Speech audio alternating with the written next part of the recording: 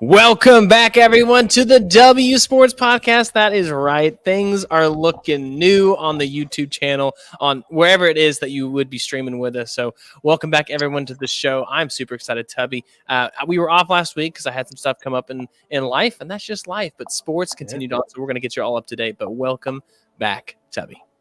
I mean, look at us looking all spruced up. Jimothy out here working his magic, making us looking all nice and new.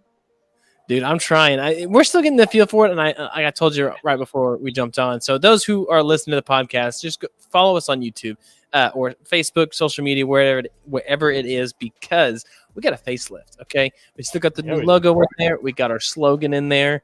You just got to listen. So I don't know. I'm just liking it a lot. It's great. Yeah, now we looking nice and fancy right now. Yeah. So should be a good day, but we're going to jump into it today. So feel free to jump in the chat with any of your comments, maybe your questions if you have any, because we're going to hit NBA, we're going to hit some college sports today, MLB. We're gonna hit it all. So you know what? Just jump in the chat. But before we do that, we literally before we hit go, I always ask Tubby, hey, what are you feeling first? And he said, let's hit NBA. So don't let me forget, because I don't know if it's on the show notes. Olympics. Okay, that's all I'm going to say, and then we'll hit that. Okay. You get it? Yeah, gotcha. Yeah, I won't let you forget that, because I'm a big Olympic guy, so I'm pretty geeked up about the news we got today. Dude. Yeah, it's big time news for those who live in the center part of the United States. Just saying, maybe a little more feasible than it would be to go to Los Angeles. So we'll that's the teaser. So let's just jump into it. We crowned a brand new champion. Well, we say brand new. This was the 17th or 18th time the Celtics have won it.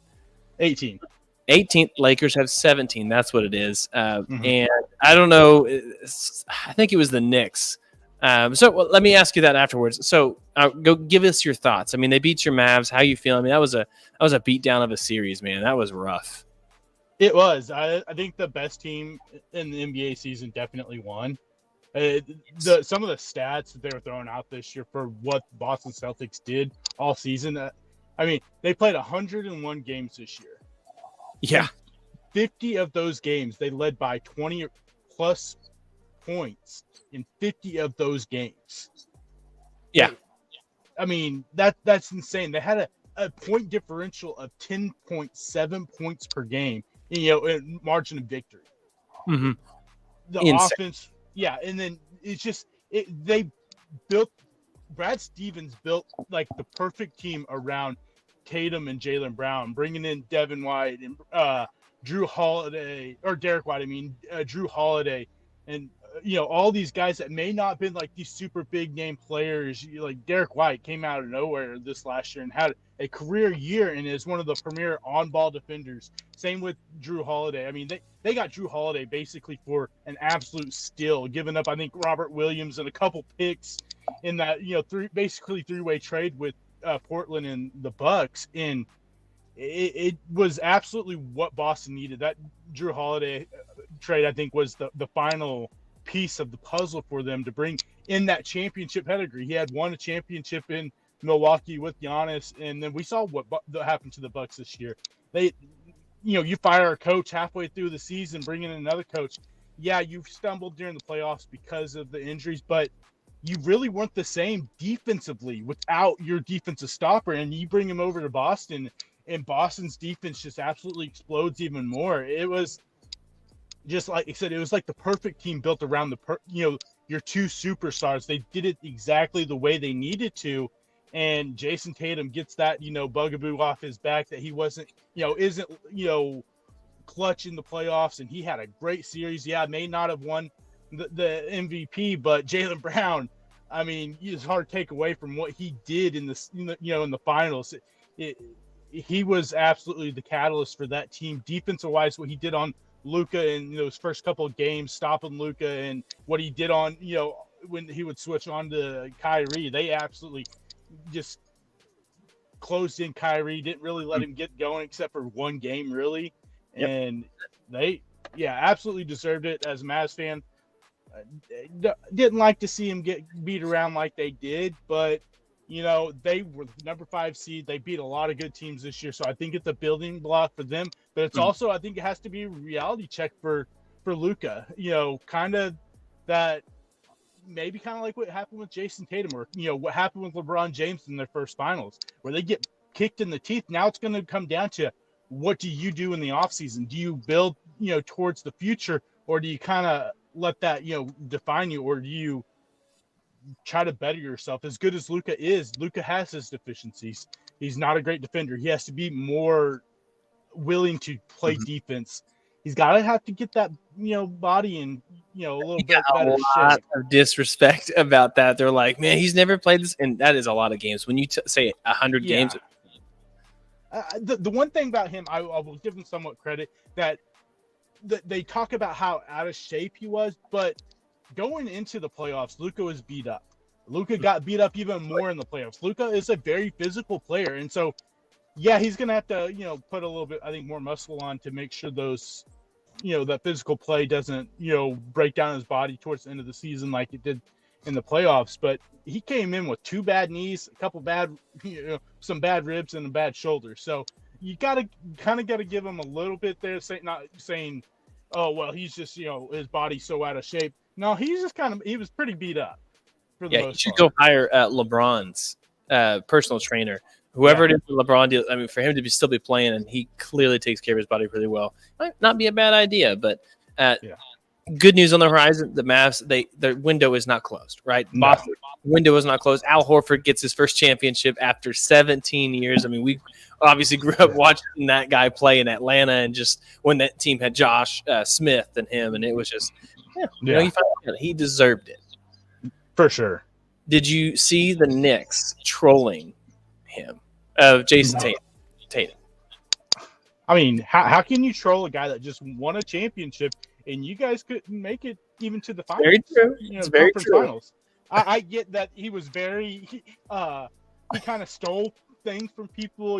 He tried to have his KG moment, which kind of fell flat, and then try to have the Kobe, the Steph Curry moments. But you can't really troll a guy that just won the championship in your conference. 100% agree. I did that. It was the most Knicks thing they could do after seeing Boston win a championship. I was like, all right, that's funny. It was a funny thing, but it definitely fell flat. Kept trying to get Jaylen Brown over there too, and I don't know. I mean, they did something you guys haven't been able. I mean, when was the last time the Knicks have won a championship? Yeah, that's very true. It's very true. I'm just saying, it's accurate. All right, so we had that little quick news as well. Already, I mean, it's off season. The Oklahoma City Thunder are making deals. We got Giddey for Caruso already happening. Now, I think going into the offseason, looking at the Thunder, that was the piece. They're like, he's probably going to go. He doesn't fit where we're going, and he does have good upside. Do you think they got enough in return? I think absolutely. I think it was a win-win for both teams. We look at Caruso. Caruso's one of the better on-ball defenders. He shoots about 40% from three-point, which Giddey somewhere around the 32%, which was one of his biggest deficiencies.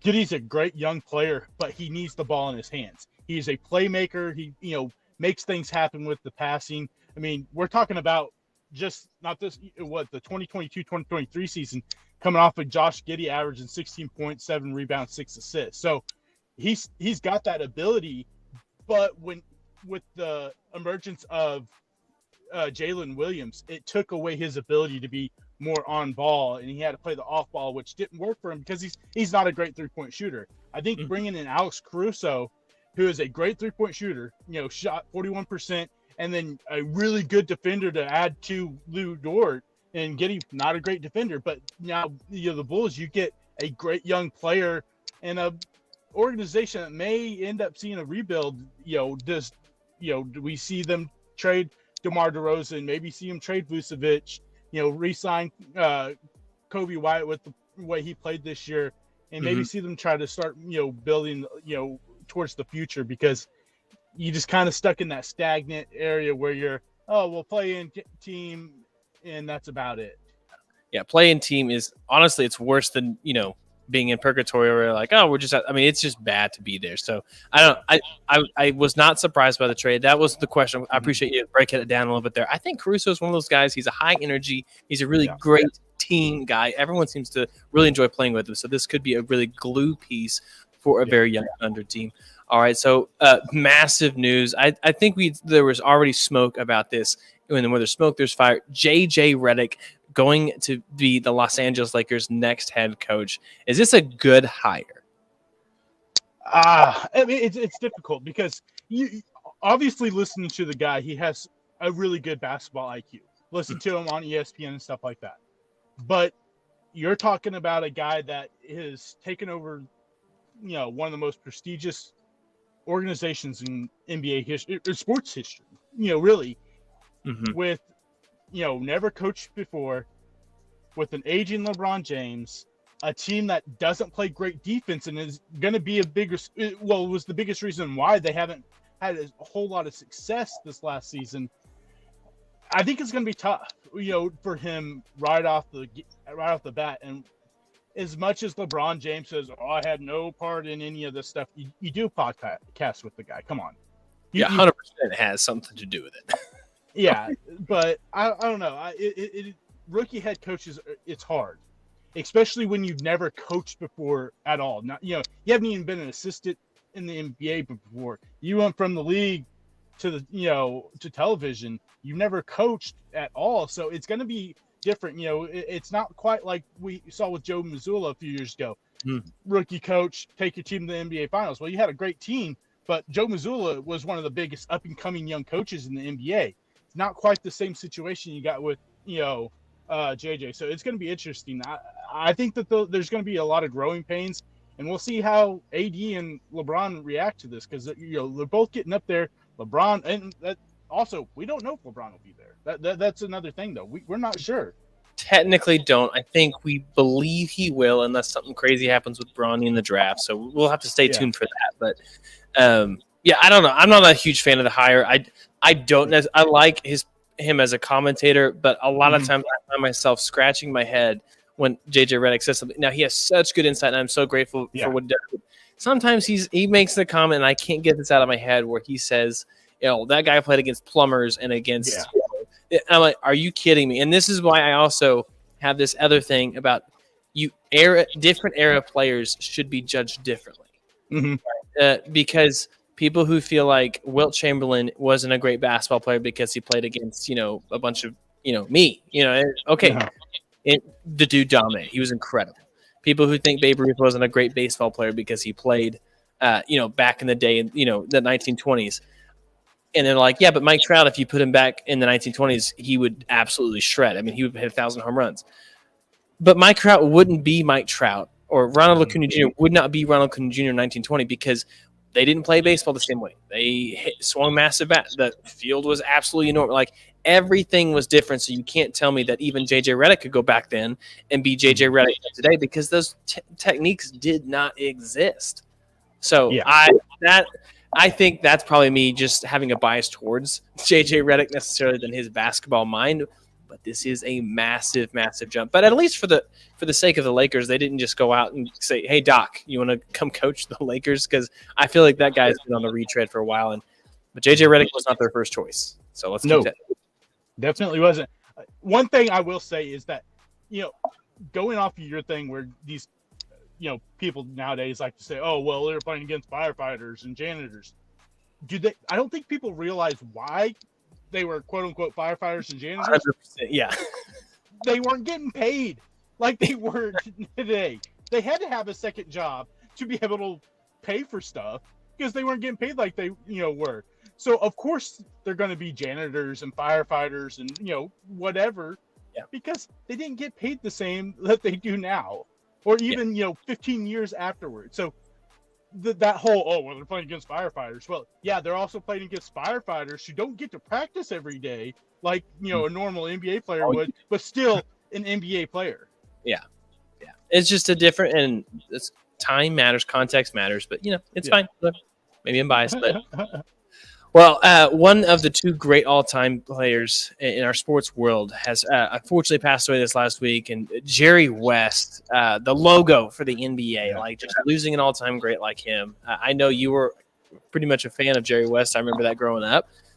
So obviously, this is a big loss for the NBA, big personality, because he still was pretty engaged with the game at the level he could. But any thought on losing an all-time? I mean, it's definitely sad when you see someone like that go. I mean, he literally is the logo. I mean, I don't think people realize how great of a player Jerry West was. I mean, one, you had to be a great player to become the logo of a entire sports thing. So he was so far above, ahead of his time. We're talking about a guy back in the day that could shoot the lights out and didn't have the 3-point line for how many years. He had a 40-inch vertical.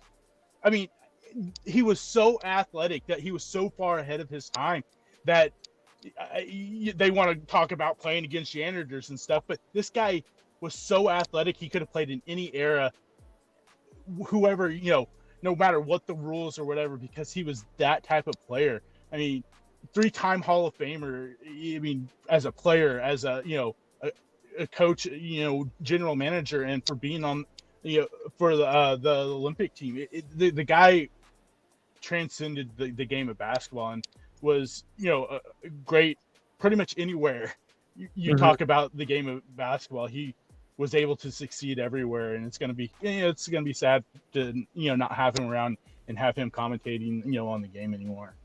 Yeah, and let me give you some people like player efficiency rating is done, and it's a very specific NBA stat as far as I know. I don't know any other sports that use it, and all-time highest ever is Nikola Jokic right now. But so all-time career, like I'm retired, Michael Jordan at 27.9, absolutely insane. But if you look at guys like Jerry West, he's in the top 30, and you think, well, that's not too great. These are the names he's next to: Kobe Bryant, Oscar Robertson, Dwayne Wade, Kawhi Leonard, Julius Erving, Larry Bird, Steph Curry. Kyrie Irving is still up there but active. Dirk Nowitzki, Tracy McGrady. And Tracy McGrady had a terrible I mean, imagine what Tracy's numbers should actually be if he didn't have all those injuries. So you put it in context. He was so effective. He could have played in any era. He was one of all-time greats. So it was definitely, it's hard to see that. But yeah. So any other news on the NBA before we kind of move on into the sports world? I don't think so. All right. I feel like we covered quite a bit already. So, all right. Random news, and it well, not really random. We're going to pause my random fact here. Because when you're talking about an all-time great like Jerry West, we probably should go ahead and let's just talk about the all-time great. Well, this is a Mount Rushmore player in Willie Mays, unfortunately passed away too, right before the Rick Whitfield game that was yesterday, which we'll get to here in a second. But another all-time great like him, just explain his impact on the game that you saw. I mean, where you'd put him on the Mount Rushmore if you would, things like that. Yeah, I mean, Willie Mays is in that argument with Babe Ruth as the greatest player to ever play. I mean, what he was, I don't know if we've ever seen a player with the power, the speed, the defensive efficiency that he had in the game. Like, they were talking about it, and they're like, when he came into the MLB, people were just like awestruck. Like, man, this guy is everywhere.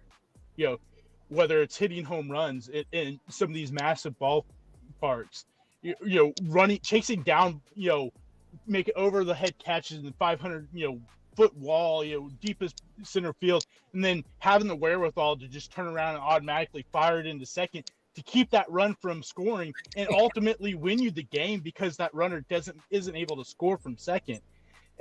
He's, to me, the greatest defensive center fielder of all time, maybe the greatest defensive player in MLB history. He's the only player ever to bat 300, to have at least 300 home runs, and to have 10 gold gloves. And that's not even most of the stats. I mean, the guy had over 600 home runs.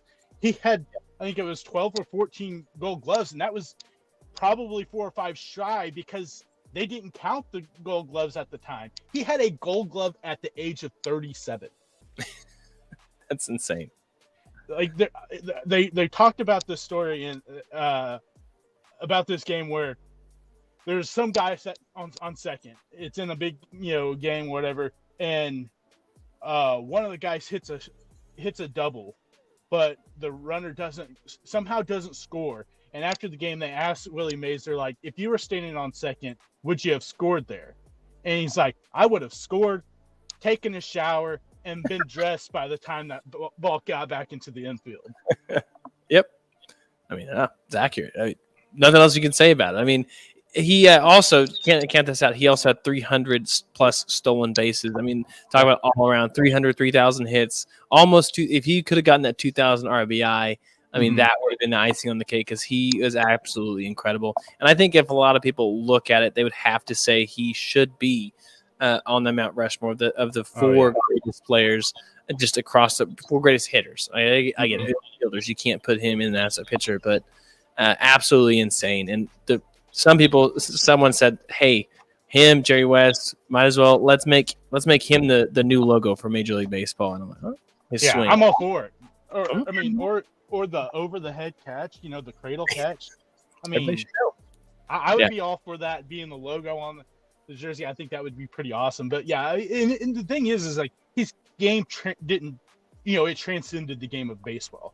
He was right there with Jackie Robinson, leading the efforts for the black players to get into the MLB. He started out in the Negro League, and in Alabama, and some of the worst territories for that time, and was able to just be that kind of leading the edge of the fight there at the front lines with Jackie Robinson for these black players to get to where they are able to play in the MLB now. So he wasn't just a baseball player, he transcended the game a lot like Jackie Robinson did. And whether or not they do, I've seen someone say, would they ever think about possibly retiring in number 24? I don't know if they would, just because it would make things a little more difficult because you already got, 42 retired, and then some of these teams already have their own. But if they did, I don't think anyone would be upset about it because he was that kind of guy. Like you said, not just on the field, but off the field, he transcended the game of baseball. Yeah, I think I don't know if they're ever going to do this, but he would be on the list of people you could retire. But just let's also keep in mind we didn't retire Babe Ruth number 3, like universally, but very very different. Babe Ruth, but when you're thinking all-time greats, but what he did to the game and to help, like what you said, bringing the gap with helping other black players get to the league is absolutely monumental. So I think that could carry some weight. I think the one is Roberto Clemente is the one that you think. That guy has to, because I mean, all that he brought to the sport across and what he constantly did for the community. So I think there are some people that you could universally retire, and then maybe he is on that list. Yeah, I mean, I think I don't think there would be a whole lot of fight about it. Yeah, just say that. Yeah. But speaking of Willie Mays, it was just kind of a shame that he didn't get to see the game last night at Rickwood Field, the oldest professional ballpark, older than Wrigley, older than Fenway Park, just the way it is. And first off, did you get to watch that game? I did. It was a good game, to say the least. But I mean, yeah, like you said, it's sad that he didn't get to be there because that's where his career started, right there on that field. So the fact that he wasn't able to be there is sad. But I mean, Brendan Donovan, he said, coming home to Alabama, I'm gonna have me a game real quick. Yeah, dude, the ball was flying off the bat for him. Yeah, it was. Yeah, it was a great. I mean, did you like some of the elements that they had? The fifth inning, the top of the fifth, where they did the old school presentation. I gotta tell you, I like that double play angle that the Cardinals turned, and they take the shot right from second to first base, and you can see the bang bang play. You're like, oh, why don't we do this all the time? It's a great angle. Yeah. Then I like the outfield fence, how they made the padded wall look like an actual old style wood fence. Mm-hmm. Yeah, whenever they ran into it, Siani did on I think for the record, I thought that hit off of Jorge Soler's bat was gone immediately. Yeah. They don't hit the fence, but they brought the fence in, which I think, if you're going to do that game, don't bring the fence in. Come on, let's go all the way out there. Make it 430 to get to center field or something crazy like that. I mean, the Tigers are like 420, so like it's not that different. Yeah, Yeah, if you're gonna play a game out there, play the game out there. Yeah. So that was pretty cool. I like that they tied in so much history into the game too, just to bring more awareness. Even just fun, crazy facts that hey, this is technically the team that Michael Jordan played when he was here. Like this was a massive phenomenon. And the new stadium that the actual Barons play on now is the one that Michael Jordan played on back in the 90s. So yeah, it was a good game. So looking forward to the MLB right now, we're into the All-Star season where you're getting constant prompts to get All-Star teams. Did you hear this about the White Sox? They are trying, because every team gets one All-Star on their team. So they're trying to get the worst player to be an All-Star. They're trying to vote him in. Fans are. You have Chicago White Sox specifically. I mean, which one are you talking about? The whole team is just awful. So, I mean, outside of Kopech and, that's probably about it at this point with this team, because even Lubob's not having a great season. So, I mean, yeah, I guess cool, but I think it would be sad for you as a team. Why would you rob Michael Kopech of an All-Star spot when he's having his career year? Yeah, no, I agree. They would, but they're trying to prove a point to MLB that not every team needs an All-Star. Okay. Right, like this team, you're right. One person could, but they're wanting to get Martin Maldonado, who's hitting 0.90. He's so bad right now. So that's what the thing is. But anyone you think that is performing at such a high level right now that won't be an All-Star? I mean, it's not. You can call it here now. We're like 2 weeks ahead of schedule, so I want to see. Man, I don't know. That's tough. Trying to think of like how they, because like you said, everyone gets at least one player in. I'm trying to think of someone that may get snubbed just because of it.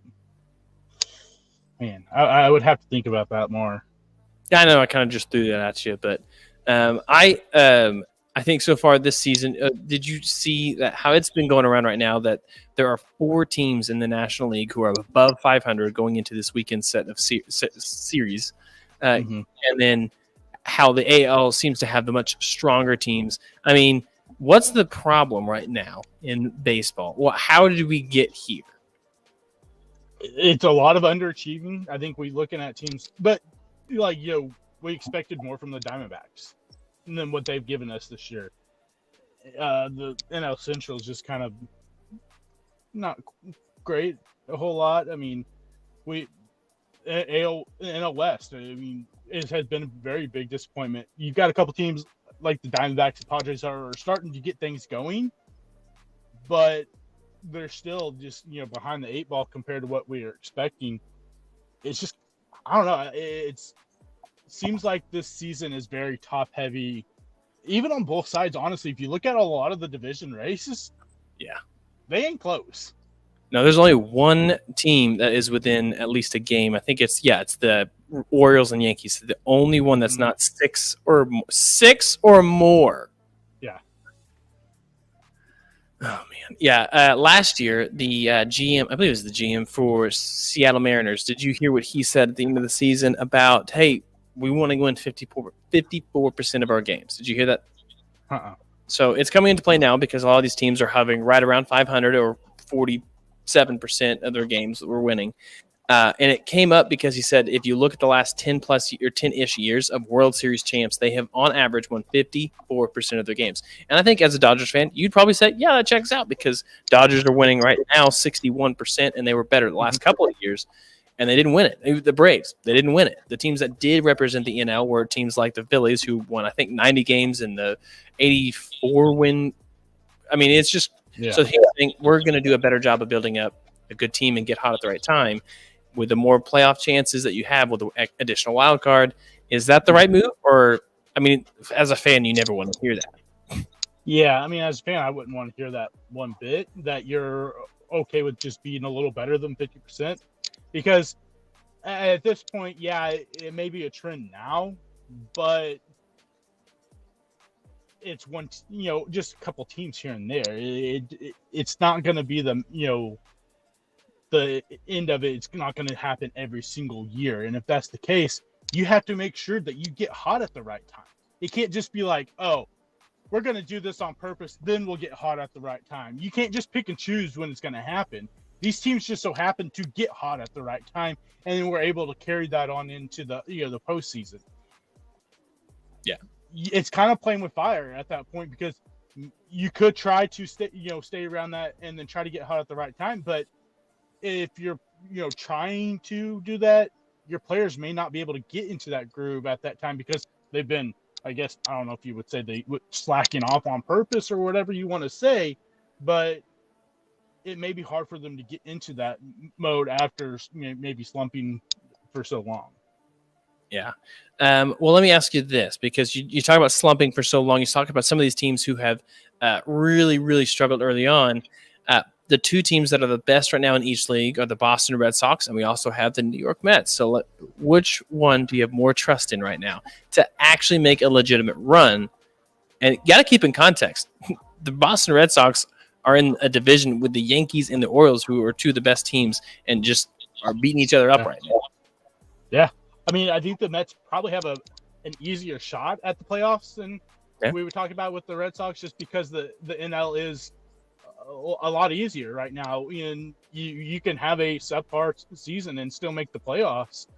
But if we're talking about a team, if we're saying 100% they make the playoffs, the Red Sox have a better chance at making a run. Then I would say the Mets, just because I like the way that they're kind of built and the way they're playing right now. They bring that kind of chaos to the game where they're running at will right now. They said, okay, we get on base, everyone running. We're going to cause as much chaos as we can, and I like seeing that. And I think that kind of baseball can really impact a 7-game series, 5-game series. We saw it last year with the Diamondbacks, a team that just constantly put pressure on you all the time and far exceeded expectations. Well, the Red Sox are doing that right now. The Red Sox were a team that neither of us really discussed being I think we both penciled them in as the last team in the AL East, and right now they're a half a game out of the playoff spot right now, game out of the on a wild card spot. So we're talking about a team that has a really legitimate chance, and said their pitching has pitched a lot better than we expected. Their bullpen's been good. Their offense is starting to come together. Like I said, they're bringing this different version of the offense that we haven't really seen a whole lot. And the one team that we have seen of it over the last year with a young team just getting on there and causing chaos was the Diamondbacks, and they were able to take that to a World Series. Rather than not, the Red Sox will be able to do that. I'm not saying they will, but it gives them a better chance, I think, because not a whole lot of teams play that type of offense. And if you don't have a great defensive catcher, it can really throw you for a loop. Oh, yeah. Yeah. And that's what, I mean, even the Cardinals right now, they've been playing Pedro Pajes because of the defensive side of things. But I was trying to think of, I was going to ask a different question about two former Cardinals there. But anyway, we're going to move on real quick. So injuries have been a massive part of the season, and it seems like every single week we have more and more, and we got two teams, the Braves, the Dodgers. We're going to start with the Braves, have even more struggle. So since Acuna's been there, they just seem like they can't hit, and it's not like this team doesn't still have all-stars. I mean, they still have an incredibly potent lineup that's just not doing anything. And then to make things worse, Michael Harris back on the IL. Man, that outfield is decimated. You lose your top two outfielders, and like you said, you got guys like Matt Olson and Austin Riley, that Ozzie Albies, they're just not really hitting right now compared to what we would expect from them. And I don't know what it is now, but last week they had the least amount of runs since April 24th. So that's even about a month before Acuna gets hurt. They had the least amount of runs since April 24th out of all teams in the MLB, and we're seeing them since then just struggle to find any, type of offense. And really, the team as a whole has kind of just fallen apart. The pitching outside of Chris Sale hasn't been, great at all. The starting rotation for them has been a real letdown for the most part, like I said, outside of Chris Sale. So this is a team that they're playing with some fire right now. Granted, for them, the NL is not that tough as it, so they probably should still make the playoffs. But we're talking about a team where we were kind of trying to trying to figure out between the Dodgers, Phillies, the Braves, who was going to make the World Series out of those three teams. Now I don't know if you can quite put them in that discussion right now. I think you're looking at the Dodgers and Phillies, and maybe you may be able to throw the Brewers in there the way the Brewers have played this year. But for sure, the Dodgers and Phillies were like, which one of those two teams? It's not a 3-team race like we thought it was going to be with the way their offense is performing, their pitching, and now you lose Acuna and you lose Michael Harris. It kind of makes things a little more interesting for that team. And can they stop the bleeding? Can they stop the bleeding? Can the Dodgers stop the bleeding? More injuries. Mookie Betts, who I feel like he's been good, but he's not been Mookie Betts weeks 1, 2, and 3 good. But then also Yamamoto gets hurt. I don't know. Is this concerns, or do they have enough people coming back from previous injuries to kind of outweigh this? I mean, it's the Dodgers. They're going to make some trades. I mean, is there really a concern for the Dodgers? So I don't think there's as big of a pitching concern. I think a lot of people are acting like, you lose Yamamoto. Yeah, Yamamoto has been great, and losing him it sucks. But Gavin Stone has really pitched great this year for them. James Paxton has pitched great for them. Glasnow's pitched great. So you've got 3 really good players, pitchers that have pitched really good. You're getting Kershaw back in the next couple weeks. Bueller, that issue, there's something still not quite right with him. Bobby Miller will be back soon. So I don't think the pitching side so much. But now you lose Mookie, who you implanted as your shortstop. You lose him, that's a big deal. He's out, 6 to 8 weeks. He's out for a good extended period of time. But I think they're still deep enough, and we've seen Ohtani move into that leadoff spot. And whether or not he relinquishes that leadoff spot once Mookie comes back, I don't know if that'll happen, because he's just on an absolute tear right now in the leadoff spot. And it seems like Freddie Freeman has upped his game since Mookie's got hurt, and we're starting to see the Freddie Freeman that we were expecting. So there may be some shuffling in that, lineup on, the batting order once Mookie comes back. Maybe they aren't able to move Shohei and Freeman out of the 1-2 spot because they're, on fire. Maybe Mookie ends up batting in 3-hole or something. I don't know, but I don't think there's as much worry for them as there is the Braves. Yeah, the Braves, they've been in this position before where they've had to retool at the deadline, and I think they can do it. I just don't know that their pieces are the same to trade. But let me tell you this: if they would take Nolan Arenado and for Austin Riley, we'll throw in a kicker like Paul Goldschmidt. That's fine with me. There you go. Those guys are absolute trash, and the fact that they are still on the Cardinals roster right now hitting third is absolutely insane to me. They're so bad. They're terrible. I see them come up to the plate. I'm like, no, this is out. And then I look at the bottom third of the Cardinals lineup because of injuries. I'm like, this is 3 outs. What are you even trying? I can't even believe they're 500 right now. What? And it's only because of the bullpen. And here's the problem: the Cardinals will probably, if they decide to be sellers, they're going to sell the bullpen pieces, not the Goldschmidt and Arenado, who are terrible. I don't know what. Even Arenado's defense is good, not great anymore. Or it's better than great, maybe, or it's just good. It's not exceptional. I'm just sorry. I'm mad. Father Time's caught Arenado quick. And I'm surprised. The last couple of years. Yeah, I am too. The defense has drastically fallen off from the perennial Gold Glover, that we expected. The offense has dipped. Honestly, I don't know how much of it. I think a lot of it has to go on the hitting coach. Like I said, we've both analyzed these things, and we've watched them play, and we see things in their swing that they're doing that you're like, why is this happening? And if you're a hitting coach and you're not addressing this, that's a big problem. Yeah, he's slugging 375, and Goldschmidt is slugging 357. Yeah, this is like your number 8 hitter slugging that. You're like, I get it. He's playing right field. That's Gold Glove. You're not okay with why are we still hitting these guys where they are? I don't understand. Yeah, that's tough. I'm here's where I'm at. You trade both of those guys and then move Jordan Walker back to his original position of third base. Let him just have fun. Yeah. Cardinals couldn't be any. They can't be much worse than they were last year. Might as well Yeah. let it happen. This is stupid. He can't be as much of a as bad of a defensive player as Arenado's played this year. I mean, it's the team defense has been pretty bad. What is Arenado? How many errors does he have?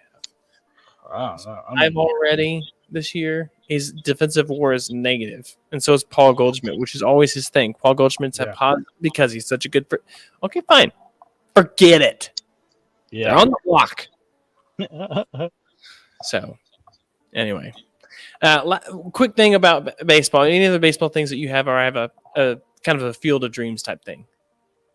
I will say there's one thing I want to bring up. We have sang the praises of Shota Imanaga, the start of the season.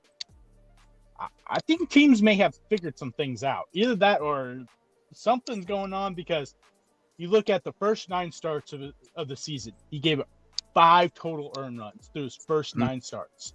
His last 5 starts, including today's, he's given up 21. Oh, they definitely figured something out. I mean, they're getting destroyed right now, but I mean, he gave up 10 today in 3 1/3 innings. And I think that was part of the thing. How big is Shota? He is 5'10", $175, something like that. So, I mean, we weren't expecting him to dominate all the way through the year, but he's gonna have to shift back or something. Like this is just so. There you go. Yeah, that means Mason Wynn can still win the Rookie of the Year. The disrespect. Bleacher Report put out top shortstops in the league, and they did not include him. And I'm like, you guys, you just missed it. You missed it. Yeah. Mason's not getting the recognition he deserves with the way he's played this year. He has been one of the big bright spots for this team. Came up, and I think a lot of people thought maybe it was a little too early, and he's really had no effect. I mean, was he batting .310 right now? He's probably right around 300. I don't know what it is after yesterday, but he was like 290 something, and then he had a couple hits. But so fast, plays great defense, and he cares about the game. He reminds me of a young Arenado, the way he plays. So he gets in a lot of 0-2 counts. So whenever he gets into a slump, that's going to hurt him. But right now, 0-2 doesn't do anything negative to him. So baseball. When it comes to these crazy games, they've been the London series. They've done it in Mexico. I mean, obviously, the Rickwood Field. They've done Field of Dreams. Give me either a movie or destination you want to see them play game. I mean, we've seen basketball played on aircraft carriers. Give me something you're like, you know what? If it was a movie, what one do you want to see them do next? We need a Sandlot version. Oh, yes. Wait, would you have like a sand outfield, like a dirt outfield? How would they even get that approved? Yeah, absolutely. You have a dog on the other side of the fence. Yes, a giant Saint Bernard or something like, or Hercules, or just some some massive dog on the other side. I'm all for it. I mean, I get it. It may be a injury factor, but it's still probably bringing in a lot of money. A lot of money. I think people would love it. And here's the thing: could it any more injuries than they have now? Probably not. No, definitely not. I mean, and then you kind of go like with the old school, like the 3/4 sleeves, like that they had. Yeah, I mean, yep. Everyone have like custom PF Flyer cleats. That would be. I think this is the idea. The other thing I was going to say is maybe like the bottom of the 6th inning or something. You're like fireworks the whole time. Yeah. If it's dark, you're like fireworks the whole time. It's gonna be great. And I would put it. So I think the movie is supposed to take place in Los Angeles. So you could do that. I would say if you're gonna do, that would make sense. But you just can't do it in like Chavez Ravine or in it. So I would say you go to another place that's similar that has that minor league stadium. I want to see more stadiums like that. I think that would be sick. But Sandlot, that's a really good one. I think it would be like you say. People would spend the money to go to a game like that. Yeah. So, all right, we're gonna move on real quick because otherwise we're gonna go down the rabbit hole of what other movie do you want to see? NFL news. Aaron Rodgers doesn't show up again to minicamp. As a former Packer fan, are you surprised? No, no. That guy gave up again. Good luck, Jets. You think maybe this is the year since Rodgers is going to be healthy. He's already given up on you after a season, so he's not there. Probably going to struggle again. I think Father Time's caught him. I thought that the final year, with the Packers. So I'm okay with it. Haha, Jets, you gave us a couple picks, and we've turned them into some decent, potential young players. Congratulations. You're gonna maybe win 7 or 8 games again. Yeah. So the fantasy draft season's coming upon us. Does this mean that Garrett Wilson, you're like, you know what, I'm steering clear? I don't want any Jet. I don't want Breece Hall after the injuries. Yeah. I mean, Breece Hall is probably the only one I would for sure lock in. I think Breece Hall, even once they finally decided to give him the ball at the end of the season last year, he was one of the top fantasy running backs in football. So I would still be okay with that. But Garrett Wilson, we'll see. Man, too bad. And that's the difference. Like DeAndre Hopkins did it with nobody. Nobody threw to him. He still put up numbers. So I guess different level. Yep. Trevor Lawrence, I just hit the wrong key. This is going to bug me. Absolutely gets paid with a hashtag or a little / My bad, everybody. Yeah, fat fingers. But get paid. Does he deserve this? Do they save money in the long run because they take care of it this year instead of at the end of next year? What is the deal? This is 5 years, $275 million and $200 million guaranteed. I mean, he absolutely doesn't deserve it. He's not. He doesn't deserve to be paid the most money, ABV, for any player in the NFL right now, let alone best quarterback with the play that he's had. I mean, he's very underwhelmed. And people are like, well, the rookie year doesn't really count because of Urban Meyer. That's not how that works. He still sucked. He still had 12 touchdowns, 17 interceptions in that season.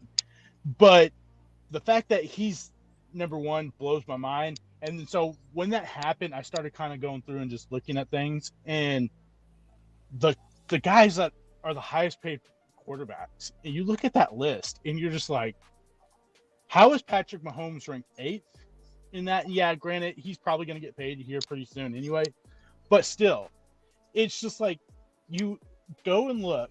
Okay, how many playoff wins does Patrick Mahomes have in his career, including the Super Bowl wins? How many do you think? 17? 15. He's 15-3. Okay, it's pretty good.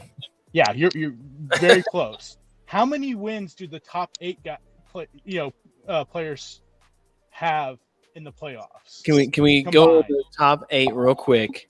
So if we got Dak, Trevor, Deshaun, 3, Lamar, Herbert up there. Burrow. Herbert was Burrow. Jalen Hurts. Hurts already? Oh, yeah, because Jalen, deal. That's why last year. Yeah, that makes sense. Jared Goff. Yeah. I think the heavy lifting is by Joe Burrow in 2 years, but combined, I'm gonna go with 7. 15. So they have 15. Who? How am I missing? I guess okay. Jared Goff. Jared Goff in Los Angeles too. Okay, I'm not giving. Jared Goff has 5. Joe Burrow has 5. Then you got Lamar Jackson's got a couple. Then you got Jalen Hurts has a few. Yeah. So you're taking the top 8 guys above Patrick Mahomes have the same exact amount of wins. This is not including the losses. Patrick Mahomes only has 3. He's only lost 3 games ever in the playoffs. Yet Patrick Mahomes is still not the highest paid. Oh, Kyler Murray's in that conversation too. Okay. He was one of the other, but still, Kyler Murray doesn't have playoff wins, so you can kind of just push him to the side. But it's still, I'm like, you look at that fact, and Trevor Lawrence is getting paid the most. It's insane because you look at his stats, you look at Daniel Jones' stats; they're basically identical. We went through this a couple months ago. Player A, player B. yeah. I mean, it's basically identical. And like before last year, I mean, Lamar Jackson gets paid before he wins the playoff game last year. Before last year's playoff, Lamar Jackson had the same amount of playoff wins as Daniel Jones. Yeah, with 1. True. Yeah, with 1. So, and I'm not advocating for Daniel Jones or anything, but it's crazy that these guys winning's what matters when it comes to the play. When it comes to football and sports, these guys aren't winning games, and especially when it comes to playoffs, and somehow are getting paid more than a guy that's won 3 Super Bowls and has lost as many playoff games as he has Super Bowl rings. Yeah. Well, and you're not advocating for that, but it sounds like you're advocating for a QB salary cap. I'm advocating for the fact that quarterbacks don't get paid. Don't get paid to their play, the way they play. Because if that's the fact, Correct. Patrick Mahomes should be the highest paid player over anyone, no matter what, because he's the best player in the NFL and best quarterback, and maybe on verge of becoming the greatest quarterback we've seen play.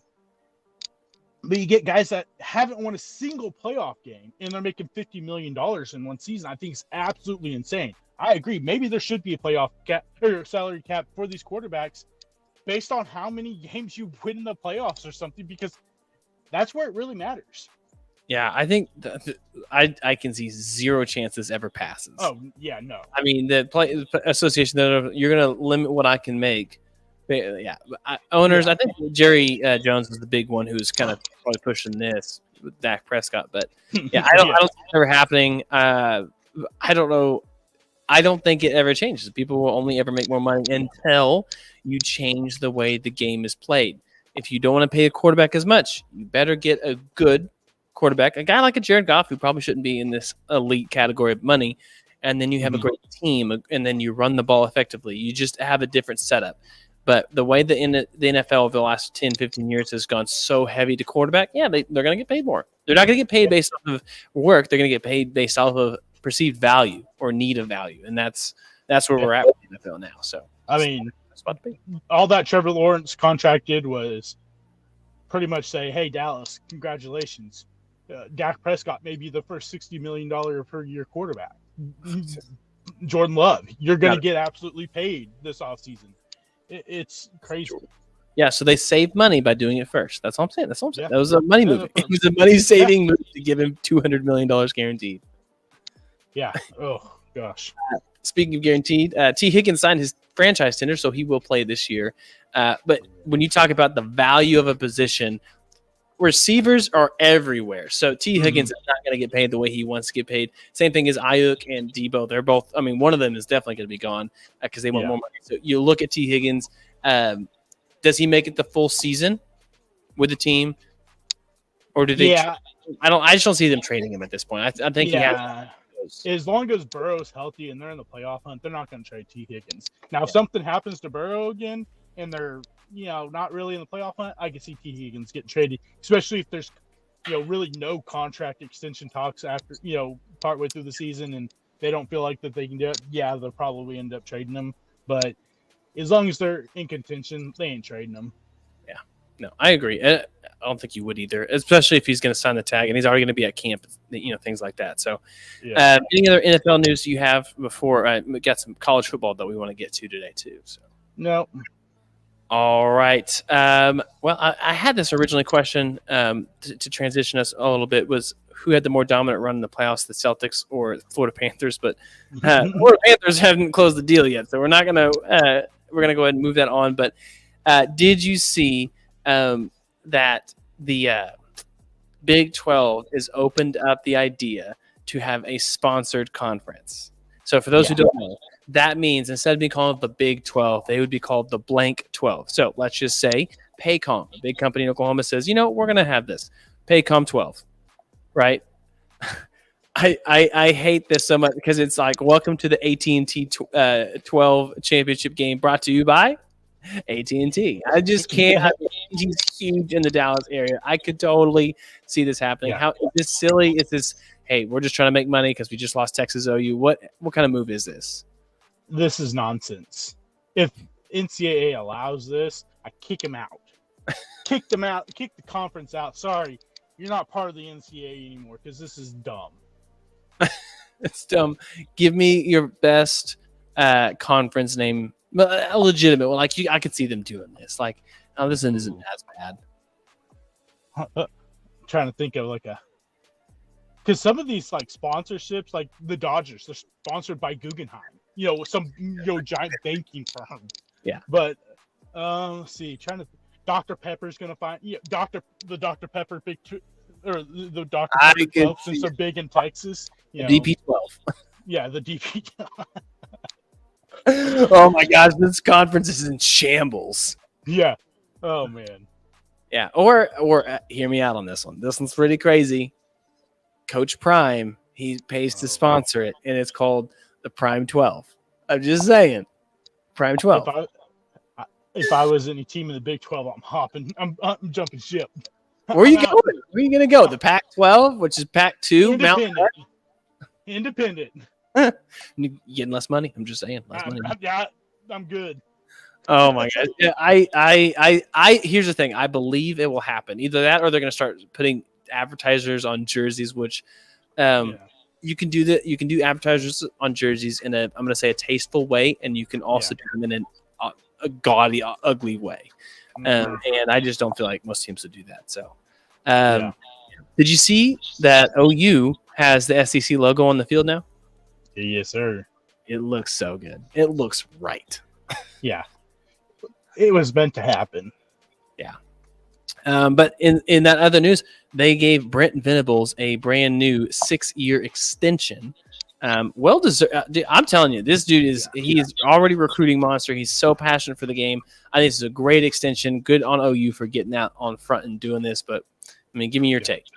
Yeah, I mean, we have seen the culture, I think, change dramatically since BV's gotten there, and even the players, like these kids coming in for recruiting, that they ask him, what'd you like about Oklahoma, and they said, man, the culture just stood out, immediately.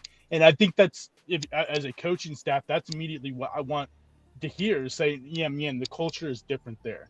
And there's a lot of people who are scoffing at the extension, going, man, he hasn't done anything. He hasn't proven anything. Well, he went from a 6-win season where they probably could have won more games. They lost 7 games by 3 points or less. They probably could have been close to a 10-win team. They just didn't know how to win at that point. Last year, they go from 6 wins to 10 wins, in a turnaround season, and they lose 2 nail biters to Kansas and Oklahoma State. Mm-hmm. So they very well could have potentially been in the playoffs. He has turned that team around, and the fact that everyone thought we were going to get out-recruited once Lincoln Riley left. Well, I mean, right now we're looking at the 2025 recruiting class. He's sitting about 5th or 7th, depending on which one. What website you look at. And he's just recruiting his butt off, and then a lot of it's on the defensive side. We're going to see, I think, a drastically different defense this year. I think it's absolutely warranted. I'm a huge believer in what he's doing and where this program's going. I think they're a sneaky team.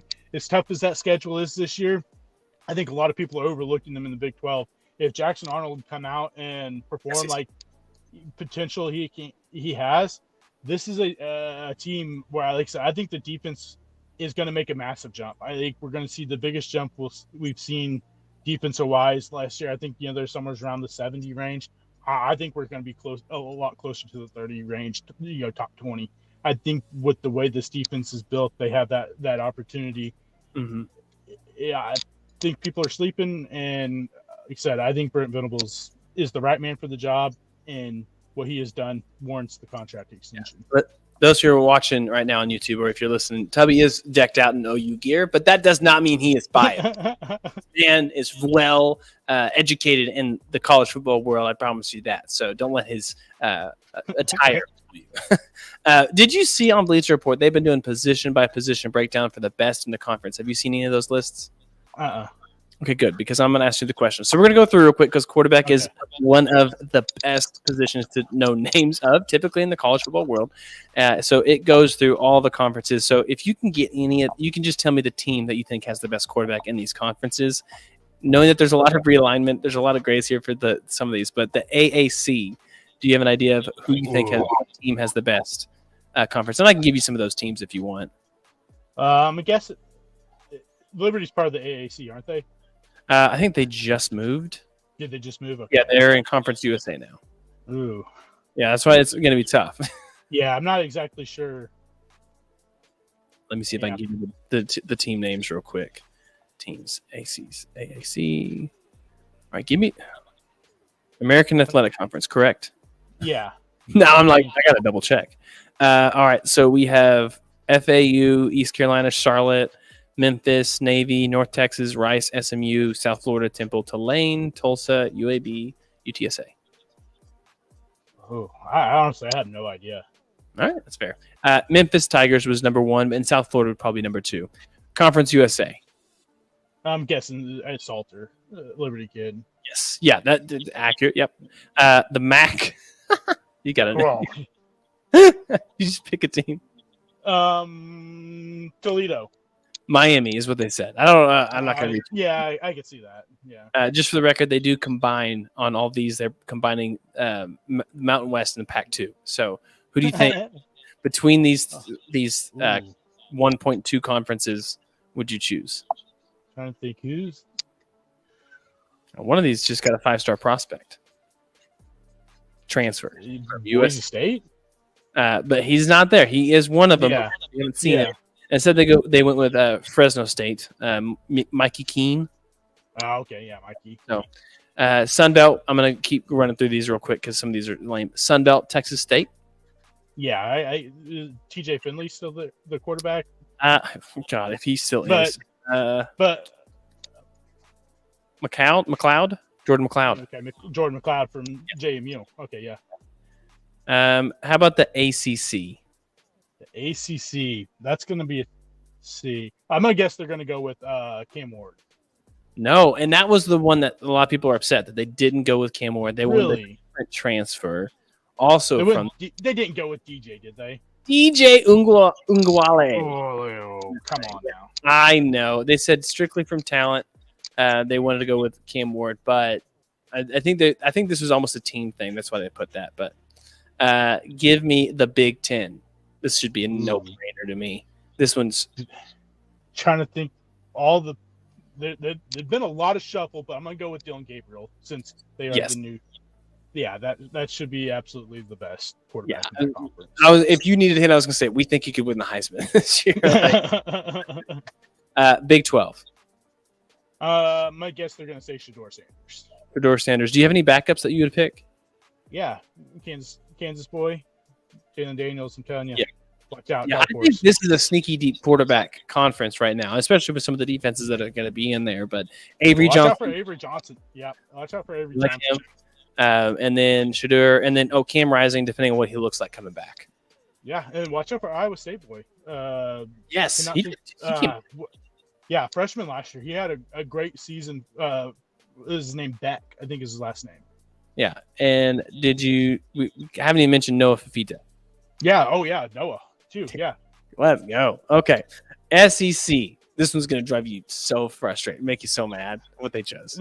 They picked Quinn, didn't they? They did not. They picked Carson. They did not. They picked Jackson Dart. They did not. They picked Did they pick Milrow? Yes, they picked Milrow. They said White. They said the load he'll likely be required to carry Georgia. Blah blah blah. Alabama doesn't have the luxury of talent around him, is what they said. I don't know why. I think it's a stupid. I mean, there were like you said, Dart could have been above him. I think. I mean, there's just so many Absolutely. could have been above him, and to choose him, just doesn't make any sense to me. That was the whole reason why I wanted to bring up this list was that one right there. Yeah. No. That list is automatically disqualified because of that. Yeah, whenever they go through like the defensive positions, Georgia's dominating too. So Georgia, and then I saw somewhere. The SEC has like their predictions for the year. Have you kept up with that yet? I've seen like some like the win loss totals. Yeah, and the SEC, as big of a conference as it is, they're like 5-3 gets you 7th. So Yeah. you're welcome. With no divisions too, it's so stupid. You got to have divisions. But who are they projecting to be the SEC champ this year? I'm guessing Texas based off Texas or and say based off schedule, Texas probably should. Ole Miss is going to be in that conversation based off of schedule, but I Georgia. think there's How are we so not Georgia- giving yeah Georgia? This is so dumb. Georgia. Say, and this is another thing. We know strength of schedule. We look at all this stuff, and they put out this list a couple of days ago, and they're talking about the toughest schedules, and they have Alabama and Georgia on that list. Georgia has one of the easier schedules in college football. They may have a somewhat difficult non-conference. I think they play one tough non-conference team. I don't remember who it was right off the bat, but their conference schedule is pretty easy. Oklahoma was not in the top 10 when Oklahoma has possibly the toughest conference schedule of all history of schedules. College football. Yeah. And so the fact that they weren't up there is like, okay, you automatically are just what you said makes no sense because we all know. I mean, even Florida wasn't on that list. And Florida is right there with Oklahoma as one of the toughest conference schedules, total schedules for the this upcoming season. But yeah, I don't know. I think there's some questions with Texas that I think a lot of people are just kind of glazing over just based off the fact that Sark's back and Quinn Ewers back. I'm not buying it yet. And maybe that's because I am decked out with OU inside my heart, okay? And say that could be the OU bias, but we'll get more into this probably in the next month or so. But there's a lot of questions I have about this team that I don't think a lot of people are, raising these questions. Yeah, you know what question people should be raising right now? How many days till NCAA football comes out? That's the question. A couple weeks. Yeah, it's less than a month, which is crazy. We're next week. The reason why we're recording today is because I have Sunday through Thursday is going to be absolutely insane, and I'm not going to mentally want to do anything Friday. So I was like, we're not going to be able to record if we don't do it today. And then I'm going to be in Atlanta for a couple of days. I'm trying to talk Stephanie into if she has time to go to an Atlanta Braves game just so we can see the park. We'll see. Nice. And then I was like, then I'm going to get back, and then we're going to be like 2-ish weeks away. And then I'm in Oklahoma City for work for literally. I'll tell a story real quick. But I looked at it and I was like, "Oh, I'm going to be in Oklahoma City for work for 3 days." And then I talked to someone I work with. And I said, "What days are they again?" They told me, and it was literally the 3 days that you would have if you paid $30 extra. And I was like, "Well, I'm so glad I'm cheap and I didn't pay it because I wasn't going to be able to bring my PlayStation and play it because I'm going to be busy the whole time." So I'll get home. I'm going to blink. Game's gonna be out.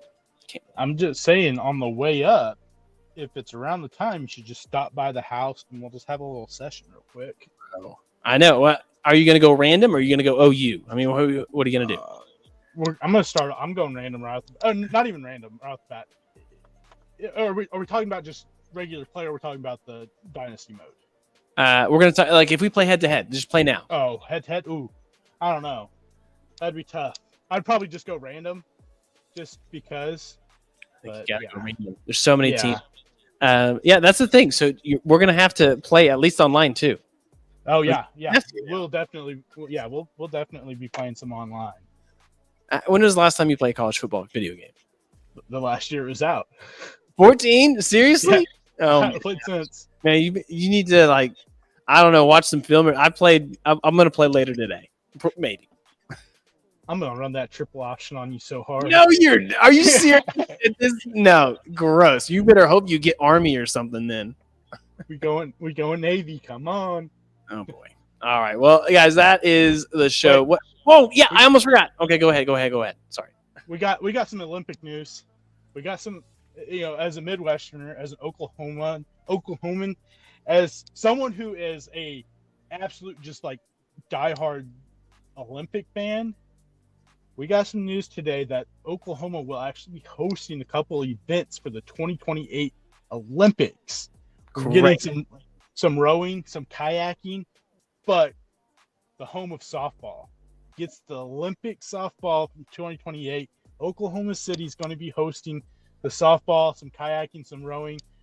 And for me, this is a bucket list thing. I have, once they announced 2028 was going to be LA, I was like, I'm going. I will find some way to at least come to some event or whatever. Now it's only a couple hours away where I can just head down I-44 to Oklahoma City, watch USA softball or go watch some kayaking, even though I don't know what's going on. Just watching it. But watch it and then be able to mark that off the bucket list. And, we got the Olympics in a couple weeks, about a month or so from now. And real quick, before we run out of time, I think that people need to, pay attention to some of this stuff. And there's one person I think that doesn't get enough, talk about. And I'm sure a lot of people don't know who she is. Katie Ledecky is one of the greatest swimmers ever. U.S. trials. I've been watching the U.S. trials swimming. You know, we got the track coming up. And the 1500 meters, she's the most dominant, maybe swimmer ever in a single, you know, for that event. medal, individual, you know, event. She has 19 highest times ever, fastest times ever. 19. It's just Ledecky. And yeah, she wins the trials. She all it was 4th all time. Oh darn! But she beats the closest U.S. you know number 2 by 20 seconds. That swimmer, Katie Grimes, is expected to finish 2nd in the Olympics in the 1500 meter. She beat her by 20 seconds. She beat 8th place, which this is the finals of the U.S. trial by almost a whole minute. Wow. This is why I couldn't be an Olympic athlete. I would just be I've trained every day for my life for that. Yeah. Katie Ledecky doesn't get the notice that she deserves. She doesn't get the Michael Phelps, you know, recognition. You know, they're probably the 2 greatest swimmers in Olympic history at this point. She has a chance. If she wins a couple more medals, she'll be had the most medals for all-time women, you know, Olympic athletes. She just doesn't get the recognition. I felt like she needed that recognition with the Olympics coming up. Her more than likely going to win a couple more golds for the United States, and just she needs to be put out there more because, like she is so dominant when she does, and she's been doing this since she was 15.